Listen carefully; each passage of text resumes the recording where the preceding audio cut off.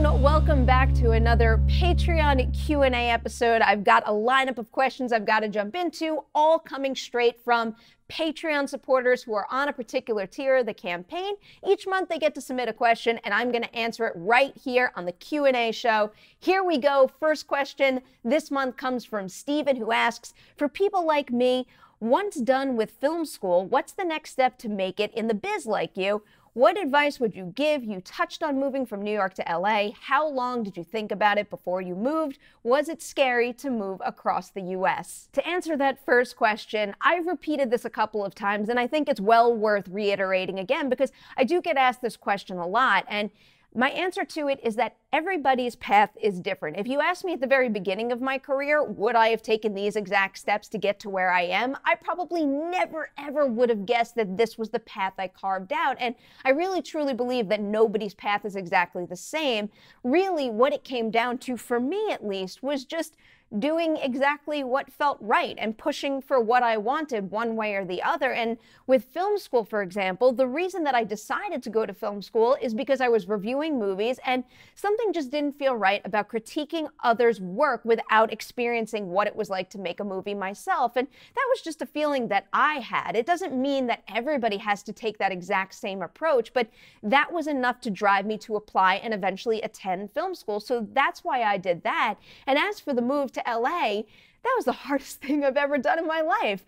I never thought I would ever leave Manhattan, never leave my family and move across the country, let alone just move to another town where I was far away from all of them. But you know what? I did it, and it was essentially like a ripping the Band-Aid off type thing, because the path that I took with that was, I think it was January 2016 is when I first visited LA, first visited the Collider office. At the end of that trip, the idea of moving was floated by me. In February, I made the decision. In March is when I came back to go apartment hunting. And then in April, I had moved. I was here. So it all happened really fast. And to be completely honest, if I had had more time to think about it and more time to worry about it, I don't know if I really would have done it. But looking back, I'm so thankful that things panned out this way because I'm pretty happy here. I love it out here, and I don't have any intention on going back to the East Coast anytime soon, but I'm so thankful I get to visit my family there pretty often, so I think it all worked out pretty well.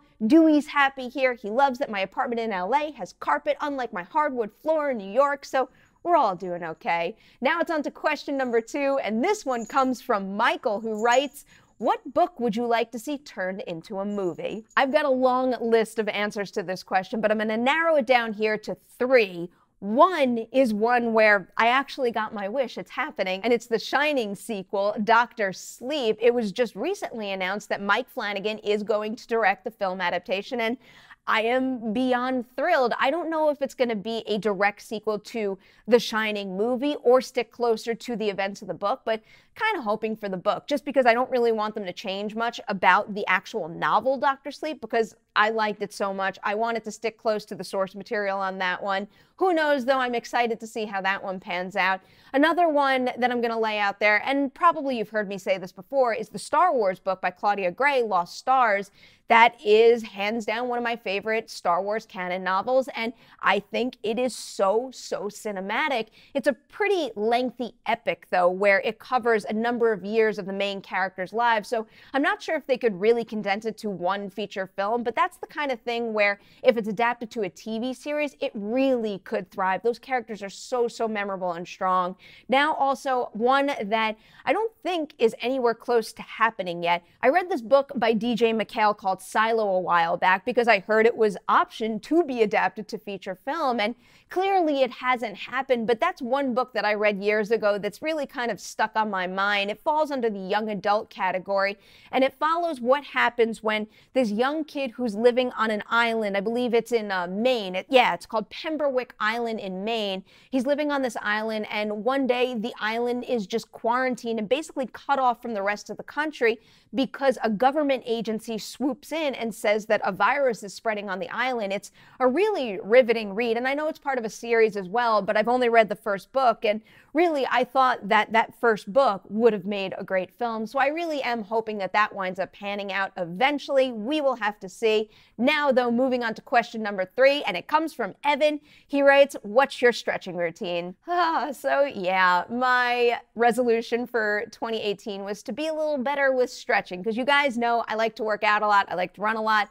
I should have a stretching routine to make sure I stay healthy. I have not been as good with it as I hoped I would, but I will say that really anytime I go to my CrossFit gym, I always make a point to, 1, leave time to stretch a lot before the workout even starts, and then after, I always make time to use their foam rollers there, because that does help quite a bit. So I have a little bit of a routine with that. Before I run, I do go through a pretty significant stretch routine, which, you know, there's no big secrets to it. It's just very basic stretching and very basic mobility type exercises that I like to do before I start pounding the pavement, or more likely I'm on a local high school track because it's a little easier on your knees. Then there's another thing that I've been trying to do recently, and if you watch that AFL reaction video, a video that I'm going to follow up soon, so keep an eye out for that. But if you watch that video, you saw me talking to my buddy Al, who's a really talented athlete, and recently he started up this program online where he shares with a small group of people. He shares a running regimen, and with it, he started to make stretching videos. So I am just kind of dipping my toe in that right now. I'm going to do the stretching routines that Al recommended. I'll share a link to all that in the comments below if you want to check it out. Now on to the final question of this month's Q&A video. It comes from Kavi, who writes, what kind of humor do you enjoy in movies, and what are your favorite comedy movies? I can be a pretty tough sell when it comes to comedies, and the kinds of comedy that I don't really usually like are super silly humor and also gross out type stuff. I just have never really been into it, but I will say that any comedy can get away with just about anything, for me at least, if it has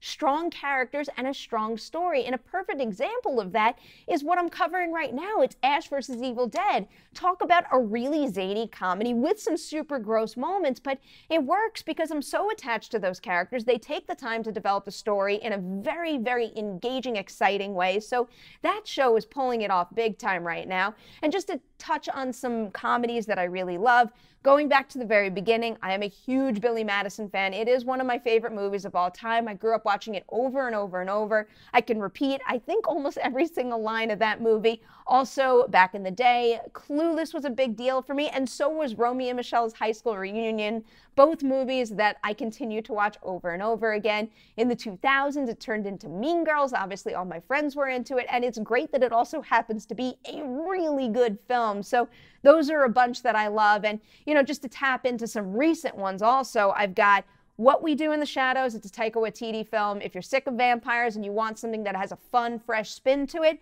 I can't recommend that movie enough. I am so excited what's coming down the line with that TV series. Then also Zombieland. Zombieland was a really big deal for me. I will never forget my screening of that just because I walked into it in a really bad mood. I had something that bummed me out that day that happened, and I walked into Zombieland kind of disappointed, just wanting to go home, and I walked out refreshed. I had fun. Again, another comedy with great characters that go on a really effective journey, and when I walked out of that movie, I felt like a different person. So that's one experience I will never, ever forget. Then also, if you want to talk about Melissa McCarthy movies, I don't really like Melissa McCarthy comedies. I think a lot of them are pretty stupid. And then all of a sudden, we got Spy. Spy, on the other hand, shows Melissa McCarthy in a role where she is actually a capable woman with a lot to admire. It's a fun spin on the spy genre. Have to recommend seeing that one. And then also we have movies like Forgetting Sarah Marshall. It's another favorite. And School of Rock. I just love School of Rock. I can't get enough of that. I can't get enough of the music and the kids. And Jack Black is just so perfect in that role. So there you go, Kavi. A whole bunch of comedies I'm really into, and what tends to work for me best in that genre. I hope you guys enjoyed watching this Q&A video. If you want to submit a question like these 4 guys did, all you got to do is check out the Patreon campaign. There is going to be a whole bunch of instructions there that will tell you what to do in order to get your question in. Thank you guys so much for watching this video. As always, I will have so much more content coming your way real soon.